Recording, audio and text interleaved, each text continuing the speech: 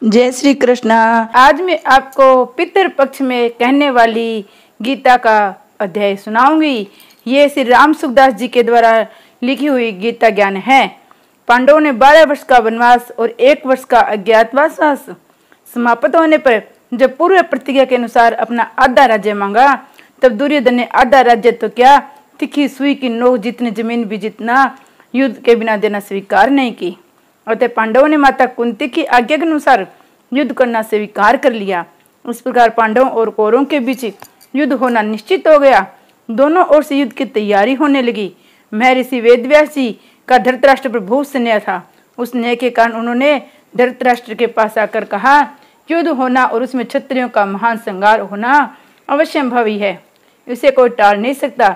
यदि तुम युद्ध देखना चाहते हो तो मैं तुम्हें दिव्य दृष्टि दे सकता हूँ, जिससे तुम यहीं बैठे बैठे युद्ध की अच्छी तरह से देख सकते हो।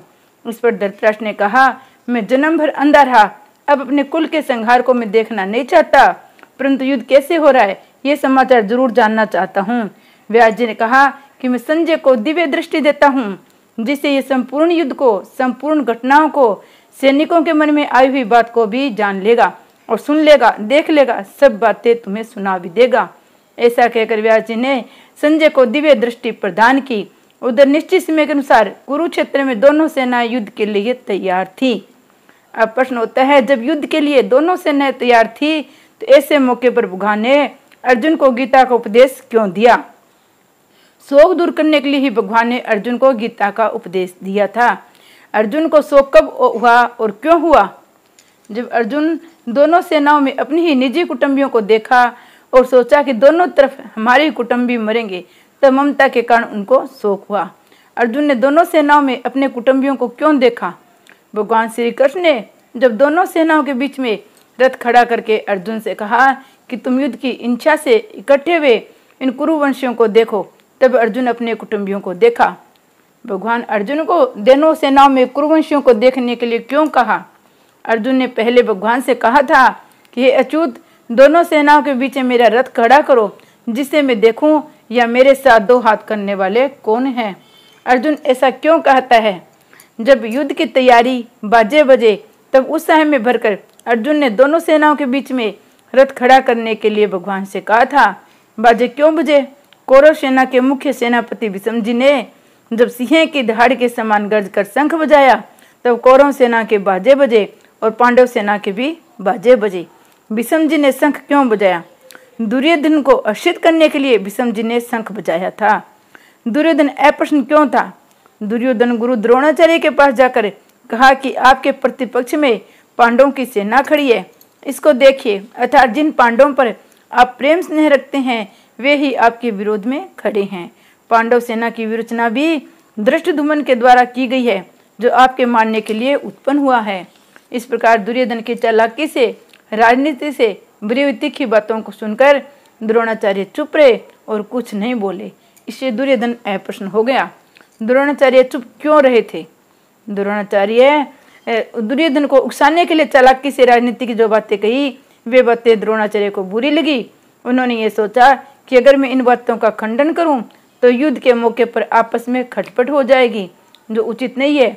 मैं इन बातों का अनुमोदन भी नहीं कर सकता, क्योंकि ये चालाकी से बातचीत कर रहा है, सरलता से बातचीत नहीं कर रहा है। इसलिए द्रोणाचार्य जी चुप रहे। दुर्योधन ऐसी बातें कब कही और क्यों कही? दुर्योधन विहाकर खड़ी हुई पांडव सेना को देखकर गुरु द्रोणाचार्य को उकसाने के लिए ऐसी बातें कही। इसका वर्णन संजय ने धृतराष्ट्र के प्रति किया है। संजय ने यह वर्णन धृतराष्ट्र के प्रति क्यों कहा? जब धृतराष्ट्र ने युद्ध की कथा को आरंभ से विस्तार पूर्वक सुनना चाहा, तब संजय ने ये सब बातें धृतराष्ट्र से कही थी। धृतराष्ट्र ने संजय से क्यों सुनना चाहा? 10 दिन युद्ध होने के बाद संजय ने अचानक आकर धृतराष्ट्र से कहा कि कौरव पांडवों के पितामह शांतनु के पुत्र भीष्म मारे गए, रथ से गिरा दिए गए, जो संपूर्ण युद्धों में मुख्य और संपूर्ण धनुधारियों में श्रेष्ठ थे। ऐसे पितामह भीष्म आश्चर्य सैया पर सो रहे हैं। इस समाचार को सुनकर धृतराष्ट्र को बड़ा दुख हुआ और वे विलाप करने लगे। फिर उन्होंने संजय से युद्ध का सारा वृत्तांत सुनाने के लिए कहा और पूछा, हे संजय, धर्मभूमि कुरुक्षेत्र में युद्ध की इच्छा से इकट्ठे हुए मेरे और पांडवों के पुत्रों ने क्या किया है? तब संजय बोले, उसमें व्यूह रचना में खड़ी हुई पांडवों की सेना को देखकर राजा दुर्योधन द्रोणाचार्य के पास गया और उनसे कहा कि ए आचार्य, आप अपने बुद्धिमान शिष्य द्रुपद पुत्र धृष्टद्युम्न के द्वारा व्यूह रचना से खड़ी की हुई पांडवों की इस बड़ी भारी सेना को देखे। पांडव की सेना में किन किन को देखा दुर्योधन ने? पांडवों की इस सेना में बड़े बड़े सूरवीर हैं, जिनके बहुत बड़े बड़े धनुष है और बल में भीम के समान, युद्ध कला में अर्जुन के समान है। इसमें युद्धवन सात्विक राजा विराट और महारथी द्रुपद भी है। धृष्टकेतु, चेकितन, पराक्रमी काशीराज भी है। पुरुजित और कुंतीभुज ये दोनों भाई था मनुष्य में श्रेष्ठ सेव्य भी है। पराक्रमी योद्धा मनु और बलवान उत्मोजा भी है। सुभद्रा पुत्र अभिमन्यु, द्रौपदी के 5 पुत्र भी है। ये सब के सब महारथी है। पांडव सेना के सूरवीरों के नाम तो तुमने बता दिए, पर अपनी सेना के सूरवीर कौन कौन है दुर्योधन? हे द्विजोतम, हमारी सेना में जो विशेष पुरुष है उन पर भी ध्यान दीजिए। आप द्रोणाचार्य, पिता में भीष्म, करान, संग्राम विजयी कृपाचार्य, अश्वत्थामा, विकर्ण और सोमदत्त का पुत्र भूरिश्रवा और उनके सिवाय और भी से सूरवीर है, जिन्होंने मेरे लिए अपने जीने की इच्छा भी त्याग कर दिया है, जो नए प्रकार के अस्त्र शस्त्र चलाने में निपुण तथा युद्ध कला में अत्यंत चतुर है। दोनों सेनाओं के प्रधान योद्धाओं को दिखाने के बाद दुर्योधन ने क्या किया संजय? दुर्योधन अपने मन में विचार किया कि उभय पक्षपाती दोनों पक्ष लेने वाले भीष्म के द्वारा रक्षित हमारी सेना पांडव सेना पर विजय करने में असमर्थ है और निज पक्षपाती केवल अपना ही पक्ष लेने वाले भीम द्वारा रक्षित पांडवों की सेना हमारी सेना पे विजय करने में समर्थ है। मन में ऐसा विचार करने के बाद दुर्योधन ने क्या किया?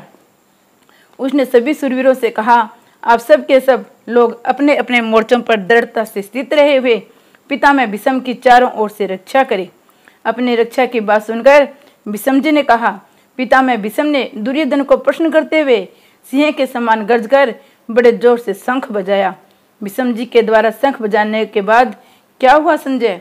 भीष्म जी तो दुर्योधन को प्रश्न करने के लिए शंख बजाया था, पर कौरव सेना ने इसको युद्ध आरंभ घोषणा की समझी। अतः भीष्म जी ने शंख बजाते ही कौरव सेना के शंख, भेरी, ढोल, मृदंग आदि बाजे एक साथ बज उठे। उनका शब्द बड़ा भयंकर हुआ। कौरव सेना के बाजे बजने के बाद क्या हुआ संजय? कौरव सेना के बाजे बजने के बाद पांडव सेना के बाजे बजने चाहिए थे, पर उस सेना की कोई आज्ञा नहीं मिली। तो सफेद घोड़ों से युक्त महान रथ पर बैठे हुए भगवान श्री कृष्ण ने, पंचजन्य नामक अर्जुन ने देवदत्त नामक दिव्य शंख को बड़े जोर से बजाया। उसके बाद भीम ने, पौंड्र नामक युधिष्ठिर ने, अंत विजय नामक, नकुल ने सुघोष नामक, सहदेव ने मणिपुष्पक नामक अलग अलग शंख बजाए। फिर और किसने शंख बजाए?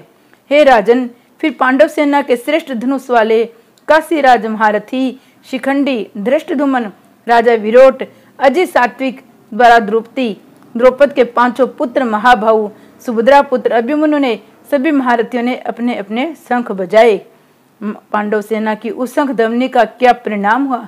पांडव सेना की शंखों की उस भयंकर ध्वनि ने आकाश द्वारा पृथ्वी के गूंजते हुए अन्यायपूर्वक राज्य हड़पने वाले कौरवों के हृदय विदीर्ण कर दिए। शंख बजाने के बाद पांडव ने क्या किया संजय? हे महीपते, शंखों के बजाने के बाद युद्ध आरंभ होने के समय आपके संबंधी कौरवों को देखकर कपिध्वज अर्जुन ने बड़ा अपना गांडीव धनुष उठा लिया और अंतर्यामी भगवान श्री कृष्ण से बोले, हे अच्युत, आप मेरे रथ को दोनों सेनाओं के बीच में खड़ा कर दीजिए। रथ को बीच में क्यों खड़ा करूं अर्जुन? मैं इस रणभूमि में खड़े हुए युद्ध की इच्छा वाले सूरवीर को देख लूं कि मुझे किन किन के साथ युद्ध करना है। यहाँ युद्ध में जो ये राजा लोग दुर्योधन को प्रिय करने की इच्छा से इकट्ठे हुए हैं, उनको भी तो मैं देख लूं। अर्जुन के ऐसा कहने पर भगवान ने क्या किया संजय? संजय बोले, हे राजन, निंदा विजयी अर्जुन के ऐसा कहने पर अंतर्यामी भगवान श्री कृष्ण ने दोनों सेनाओं के मध्य भाग में पितामह भीष्म, आचार्य द्रोण के सामने, संपूर्ण राजाओं के सामने रथ को खड़ा करके कहा कि हे पार्थ, इन इकट्ठे हुए कुरुवंशियों को देखो। भगवान के ऐसा कहने पर क्या हुआ? तब वहां दोनों सेनाओं में स्थित पितामह, आचार्य, मामा, भाई, पुत्र, पौत्र, मित्र, ससुर और सुहृदय, उनके सिवाय अन्य कोई संबंधियों को देखकर अर्जुन अत्यंत कायरता से युक्त होकर विषाद करते हुए बोले। अर्जुन क्या बोले संजय? अर्जुन बोले, हे कृष्ण, अपने खास कुटुंबियों को युद्ध के लिए सामने खड़े हुए देखकर मेरे सब अंग स्थिर हो गए हैं, मुख सूख रहा है, शरीर में कंपी आ रही है, रोंगटे खड़े हो रहे हैं, हाथ से गांडीव धनुष गिर रहा है, त्वचा भी जल रही है, मेरा मन भ्रमित हो रहा है, मैं खड़े रहने में भी असमर्थ नहीं हो रहा हूँ, इनके सिवाय और क्या देख रहा हूँ अर्जुन। हे केशव, मैं शकुनों को भी विपरीत देख रहा हूँ, मैं युद्ध में इन कुटुंबियों को मारकर कोई लाभ भी नहीं देख रहा हूँ, इनको मारे बिना राज्य कैसे मिलेगा। हे कृष्ण, मैं न तो विजय चाहता हूँ, न राज्य चाहता हूँ, न सुखों को चाहता हूँ। हे गोविंद, हम लोगों को राज्य से, भोगों से अथवा जीने से क्या लाभ है। तुम विजय आदि क्यों नहीं चाहते। हम जिनके लिए राज्य, भोग और सुख चाहते हैं, वे ये सब के सब अपने प्राणों की और धन की आशंका छोड़कर युद्ध के लिए खड़े हैं। वे लोग कौन है अर्जुन। आचार्य, पिता, पुत्र, पितामह, मामा, ससुर, पौत्र, साले था और भी बहुत से संबंधी है। ये लोग अगर तुम्हें मारने के लिए तैयार हो जाए तो ये भले ही मुझे मार डाले, पर हे मधुसूदन, मुझे त्रिलोकी का राज्य मिल जाए तो मैं भी इनको मारना नहीं चाहता। फिर पृथ्वी के राज्य के लिए तो कहना ही क्या है। अरे भैया, राज्य मिलने पर तो बड़ी प्रसन्नता होती है, क्या तुम इसको भी नहीं जानते। हे जनार्दन, इन धृतराष्ट्र के संबंधियों, जो कि हमारे भी संबंधी हैं, मारकर हमें क्या प्रसन्नता मिलेगी। इन अंतताइयों को मारने से तो हमें पाप ही लगेगा। इसलिए हे माधव, इन धृतराष्ट्र संबंधियों को हम मारना नहीं चाहते, क्योंकि हे माधव, अपने कुटुंबियों को मारकर हम कैसे सुखी हो सकते हैं। ये तो तुम्हें मारने के लिए तैयार है, तुम ही पीछे क्यों हट रहे हो। कृष्ण जी अर्जुन से कह रहे हैं, महाराज, इनका तो लोभ के कारण विवेक विचार लुप्त हो गया है, इसलिए दुर्योधन आदि कुल के नाश से होने वाले दोषों को, मित्र द्रोह से होने वाले पाप को नहीं देख रहे हैं। तो हे जनार्दन, कुल के नाश होने वाले दोष को जानने वाले हम लोग तो इस पाप से बचना ही चाहिए। अगर कुल का नाश हो भी जाए तो क्या होगा। कुल का नाश होने पर सदा से चले आए कुल धर्म, कुल परंपरा नष्ट हो जाती है। कुल धर्म नष्ट होने पर क्या होता है। कुल धर्म के नष्ट होने पर संपूर्ण कुल में अधर्म फैल जाता है। अधर्म के फैल जाने से क्या होता है। अधर्म के फैल जाने से कुल की स्त्रियां दूषित हो जाती है। स्त्रियों के दूषित होने से क्या होता है। स्त्रियों के दूषित होने से वर्ण संकर पैदा होता है। वर्ण संकर पैदा होने से क्या होता है।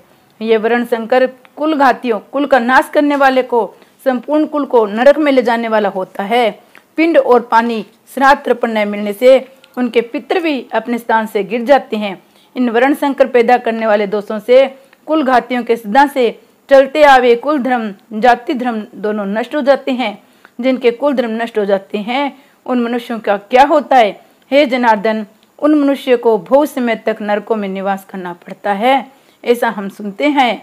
युद्ध के ऐसे परिणाम को जब तुम पहले से ही जानते हो तो फिर तुम युद्ध के लिए तैयारी क्यों हुए। यही तो बड़े आश्चर्य की और खेद की बात है। हम लोग बड़े भारी पाप करने का निश्चय कर बैठे हैं, जो कि राज्य और सुख के लोभ से अपने कुटुंबियों को मारने के लिए तैयार हो गए हैं। अब तुम क्या करना चाहते हो। मैं अस्त्र शस्त्र छोड़कर युद्ध से हट जाऊंगा। अगर मेरे द्वारा ऐसा करने पर हाथों से शस्त्र लिए हुए दुर्योधन आदि मुझे मार दे तो वह मरना भी मेरे लिए बड़ा हितकारी होगा। ऐसा कहने के बाद अर्जुन ने क्या किया। संजय बोले, ऐसा कहकर शोक से व्याकुल मन वाले अर्जुन ने बाण सहित धनुष को त्याग कर दिया और रथ के मध्य भाग में जाकर बैठ गई। श्री कृष्ण भगवान की जय।